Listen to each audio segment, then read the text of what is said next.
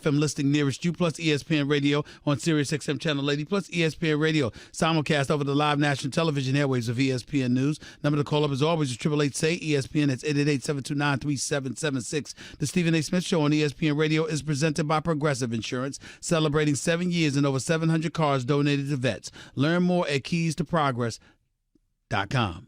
Time for Straight Talk, brought to you by Straight Talk Wireless. The NBA season is in full effect. It is in full effect. Last night, something spectacular took place. And for months, I had salivated that such a night would take place inside the corridors of Madison Square Garden. And instead, it happened at the Barclays Center in Brooklyn, New York. Kyrie Irving, the showstopper that he is, 17 of 33 shooting, 51.5% from the field, 7 of 14 shooting from three-point range, that's 50% from the field, 9 of 10 from the free throw line, that's 90% from the free throw line, 50 points. But the Brooklyn Nets lost. Loses to Karl Anthony Towns and the Minnesota Timberwolves, 127-126 in overtime. Karl Anthony Towns, 36 points, 14 rebounds, 3 blocks, 3 steals. Andrew Wiggins had 21 points. That was nice. Here's the reality. People look at this and they look at what they saw last night and they're like, okay, Kyrie Irving was absolutely spectacular. How often we going to see that? Here's my proclamation. A whole lot. Now, it ain't going to be 50. But that show that brother put on, that's what you have the potential to see every time you walk through the turnstiles of the Barclays Center. And it's exactly why I'm sick to my stomach, because it's exactly what the Knicks lack. Now, Brooklyn lost just like the Knicks lost. And R.J. Barrett had 21 points. And Morris, having snubbed the San Antonio Spurs for the New York Knicks after agreeing to go to San Antonio initially, dropped 26 points. And Julius Randle had about 25 and 11. Good pickup for the Knicks. And I got news for you. I think the Knicks are going to be better next year than they were, this year rather, than they were next year. I think the Knicks are going to be better than serviceable. I think the New York Knicks have a chance to be very interesting. But here's the question. Who you walking through the turnstiles to see? You see what I'm saying? That's what the New York Knicks don't have. I don't give a damn that Patrick Ewing once wore this uniform. I mean, I love Patrick. And I love the level of credibility that he brought to the New York Knicks. And I love the fact that the New York Knicks were perennial contenders with them. I'm very appreciative to Patrick Ewing for all of that. But that's not what I'm talking about when I ask the question about box office. Ladies and gentlemen, do you understand that the Brooklyn Nets are fully aware that Kevin Durant in all likelihood will miss the entire season? And it's okay from a box office perspective, because let me tell you something. You're going to pay money to walk through the turnstiles to watch Kyrie Irving. He is a show. Kyrie Irving is a show. That handle, the way he dances on people, his ability to finish at the basket better than almost any little man you've ever seen in basketball. I'd put Allen Iverson in that category, of course. But the brother and what he can do with a basketball, ball handling skills that are unparalleled, he is box office. That's why you pay Kyrie Irving $140 million. That's why he was worth $200 million. He's box office. That's what he is. He's that kind of showstopper. And this brother last night showed everybody why. Without the services of Kevin Durant, it has you salivating for Kevin Durant to return, making you wonder what you're going to get once he does return. Because we all know what a superstar Kevin Durant is, don't we? We all know that there will be no such discussion as LeBron James or Kyrie Irving as the best player in basketball if Kevin Durant were healthy. We do know that, don't we? We better. Because Kevin Durant is one of the most efficient superstars you will ever see. And I am telling you for a fact The Brooklyn Nets, once Kevin Durant arrives, will be title contenders because who are you going to definitively pick to knock off the Brooklyn Nets in the Eastern Conference if Kevin Durant returns? A matter of fact, here's what I'm willing to tell you. If Kevin Durant returns and he's healthy, Giannis Antetokounmpo ain't staying in Milwaukee past next year. He'll leave for Golden State. Because why bother in the Eastern Conference with Kevin Durant and Kyrie? And oh, by the way, Ben Simmons in Philadelphia, major props to you for the way that you played yesterday because you look great. But if you don't get a jump shot, guess what? Philly ain't going to beat Brooklyn once Kevin Durant comes back. Of course, we're all assuming good health. We're not entertaining the possibility of bad health because that's given. If you ain't healthy, can't play, don't count. But Kyrie Irving is something special. And when I saw him perform and look the way that he looked, it was bittersweet for me. I watched Kyrie Irving play. And by the way, they played the New York Knicks Friday night at the Barclays Center. Okay? I got news for you. Watching the New York Knicks last night, against those San Antonio Spurs, and then watching Kyrie do what he did, it was bittersweet. Because on one hand, I love Kyrie Irving. I think he's a good brother. I think he's a sensational basketball player. He's good people. My problem is I wish he was in a New York Knicks uniform. And I'm pretty damn depressed that he's not. I'm very sad. Even though it's the start of the NBA season.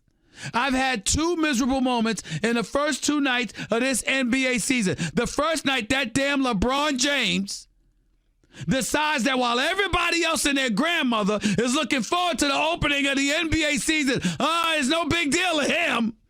No big deal at all. Oh, so what that Kawhi Leonard is dropping 30 and making commercials and trolling LeBron, got a little crown attached to his keychain for the ignition to his car, making commercials for New Balance, calling L.A. his town, and LeBron is like, it's all right. It's no big deal. No big deal at all. Okay? So that disappointed me. And then Kyrie Irving putting on that show last night, it just happened to be in Brooklyn instead of at the Barclays Center instead of Madison Square Garden. I had fantasized about Kyrie Irving being at Madison Square Garden. And now that is no more. He is in Brooklyn. When you look at the Knicks, Marcus Morris shot 50% from the field, had 26 points. Really stellar performance on his part. R.J. Barrett, his first game as a pro, 9 of 13 shooting from the field. Not bad. Hit one of his three-pointers. Finished with 21 points. Just 2 assists in 37 minutes. -2 with him on the floor, but that's neither here nor there. Julius Randle, 10 of 18 shooting. 11 rebounds, 25 points, +6 with him on the floor. Even though when Marcus Morris had his 26 points, for some reason the Knicks were -15 when he was on the floor. It's a different subject for another day. Kevin Knox, your second-year player, your number 9 overall pick in last year's NBA draft, had a respectable 13 points. Hit 3 of his 4 3-pointers and 5 of his 9 shots overall. But they went against the Spurs, and it's no surprise what happened there. LaMarcus Aldridge, DeMar DeRozan only had 13 points. Brian Forbes had 20. Aldridge had 22. DeJounte Murray is back. He had 18. Hit 7 of his 10 shots from the field, concentrating on running the team. 18 points, 8 rebounds, 6 assists. Not a bad night on his part. But I'm just looking at this right here. Frank Ntilikina. 2 minutes and 54 seconds. Dennis Smith Jr., just 10 minutes. See, we were supposed to be excited about these people if you were the New York Knicks. But I ain't going to never be excited about Frank Ntilikina. Only time I've ever wanted to talk to Frank Ntilikina is when I went to France. I was going to ask his advice on what places to go to. That was about it. Other than that, I wasn't interested in no Frank Ntilikina. I know he can play some defense, but I'm just not interested in him. Because he's not that difference maker. Especially when you could have had a Donovan Mitchell or somebody instead of him. Don't get me started. But it is what it is. Kyrie put on a show. The Barclays Center in Brooklyn, New York has a better show. But the New York Knicks are not going to be an abomination. They're not going to be scrubs. They're going to be tough. They're going to go after it. They're going to be relatively respectable. I think they'll certainly win at least 10 more games than they won last season when they only won 17. I get all of that. But you're going to have to forgive my absence of excitement when it comes to the New York Knicks, because I know at the end of the day, you ain't going no damn place. And you're devoid of a star. So not only are you going to lose, but you're going to lose without box office appeal to boot. Whereas with the Nets, first of all, I don't think you're going to lose. I think you're going to be better than your 42-40 record last year with Karis LeVert and these boys playing with you. But I think in the end, what it comes down to is that not only are the Brooklyn Nets expected to have a better record, I think the thing that has to resonate that can't be ignored is the fact that, guess what? They have a show. They have a show. And that's the only way to look at this situation as it pertains to the Brooklyn Nets versus the New York Knicks, period. 888-SAY-ESPN. It's 888-729-3776. You are listening live to the Stephen A. Smith Show, ESPN Radio, ESPN News. Let me get back to LeBron James because Keyshawn Johnson came on First Take. Keyshawn Johnson, for those of you who don't know, living under a rock, former number 1 overall pick in the NFL by the New York Jets, played for the Jets for years, played for Dallas, ultimately went to Tampa and won a Super Bowl under Tony Dungy. All of that stuff is true. Then he was an NFL analyst for ESPN on Sunday NFL Countdown. Now he's a host for an ESPN radio show right here in the morning on 710 ESPN LA, which is where I've been all week with LZ Granderson. So when you look at it from that perspective, bottom line is Keyshawn Johnson has something to say about all things percolating in L.A. And to be quite honest with you, for the first time, Keyshawn Johnson got on my damn nerves this morning. That's right, I said it. I ain't scared of you, Kate. All right? He had the audacity, the unmitigated gall, to sit up there and to tell us here in L.A. that the Clippers-Lakers ain't no rivalry. What kind of damn rock is this morning host extraordinaire living under? What has happened to Keyshawn Johnson? I want to know. What the hell has happened? Has he forgotten what competitive fervor is? He should know it better than me. He was the one that was a pro player, not me. And then when I confronted him with that, this man, the author of a book, throw me the damn ball while he was playing. That's what Keyshawn Johnson was saying. Throw me the damn ball. And this dude comes on national television this morning and goes like this. Ah, man, please calm down. Ain't no big deal. It's just a game. It ain't no rivalry. So the Clippers are coming. Ain't no rivalry. So the Clippers have arrived. Ain't no rivalry. So the Clippers, like the Lakers, are championship contenders. They playing in the same city, the same damn building. Ain't no rivalry. Only Keyshawn would say something like that. Always trying to be ultra cool. Always trying to be ultra cool, except for when he want to curse somebody out, by the way, because he can do that very well. But I digress. My point is, Keyshawn Johnson is living in L.A.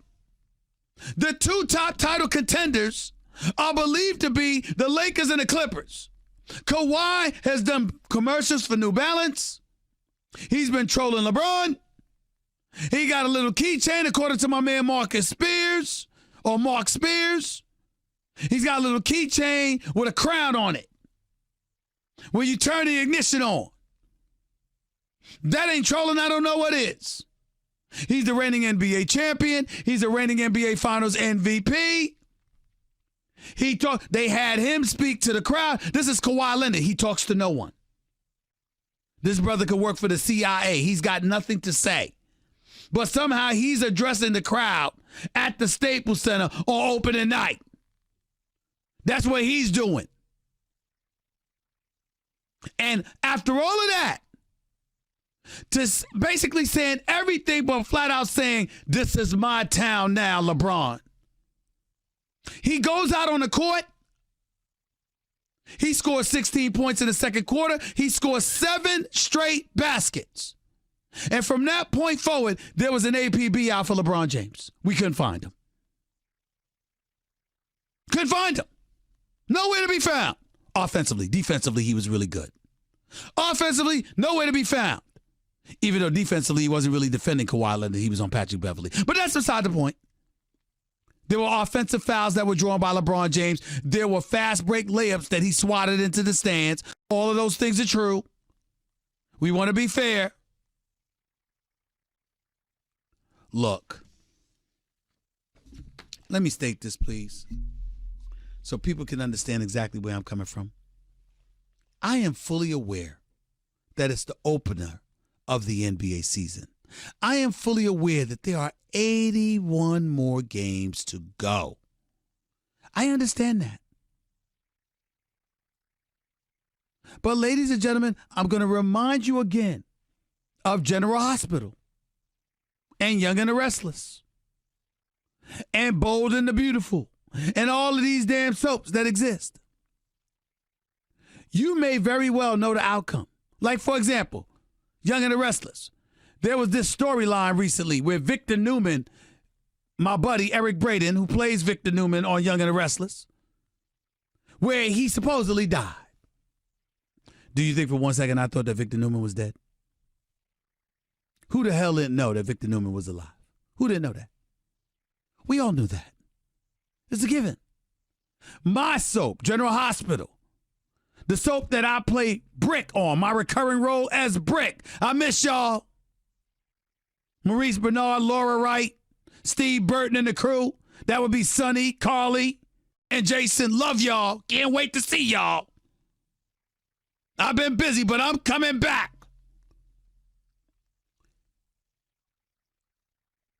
Sonny shot somebody. He ended up going to jail.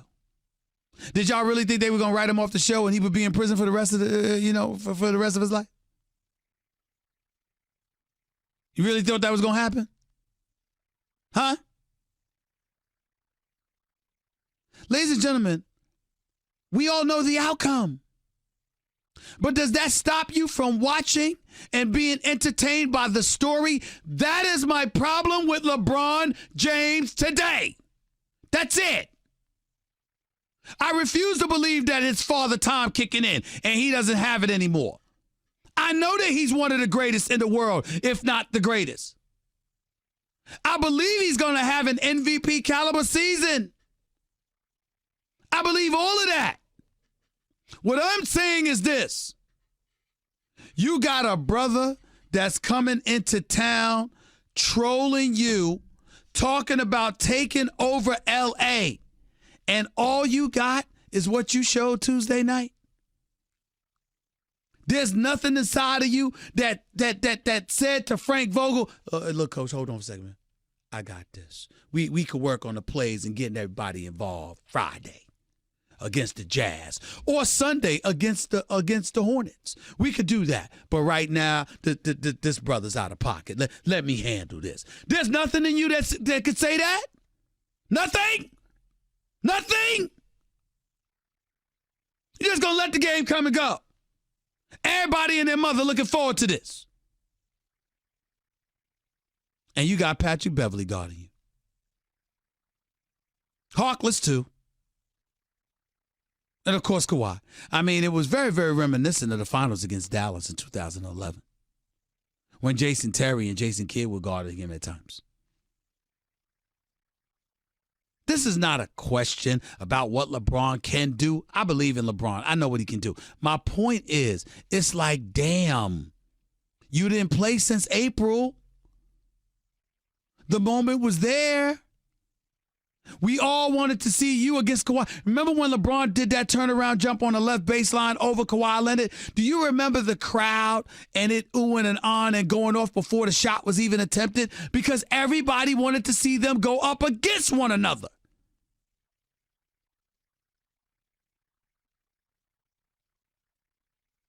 Kawhi answered the call.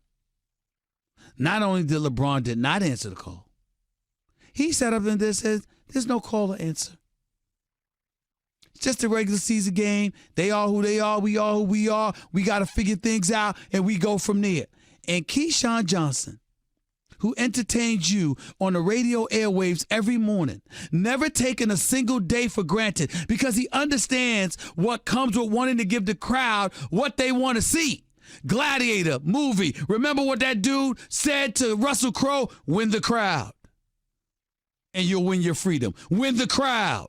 Win the crowd. Once upon a time, LeBron James knew that. I suspect LeBron James still knows that. He'll know that Friday. But somehow, some way, with Kawhi Leonard in the same building, suddenly, you don't know. I wonder why that is. I wonder why that is. 888, say ESPN. It's 888-729-3776. You're listening live to the Stephen A. Smith Show, ESPN Radio, ESPN News. I'm going to make sure I put up something on the screen for y'all from Jamie Foxx. I mean, because God forbid, we speak ill of LeBron in any way. Jamie can't have that. Jamie don't like that. Jamie Foxx don't like that. So he posted something on Instagram against all of us hating on LeBron.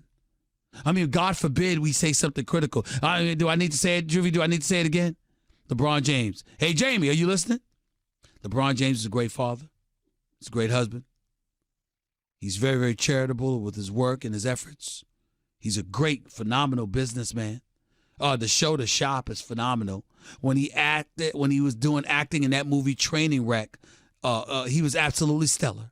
Did I miss anything, y'all? Did I miss anything? Anybody? Did I miss anything? Anybody? Anybody?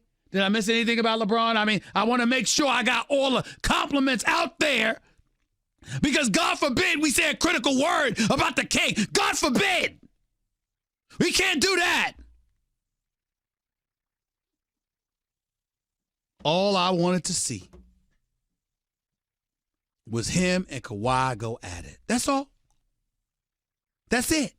I don't give a damn if LeBron had 5 points. If he missed 30 shots, I still would have been proud. He was just off. But to be so passive, I think the only thing that will tick me off even more is if he comes out aggressive Friday against the Jazz. Oh, now we going to be aggressive. Oh, I will be disgusted.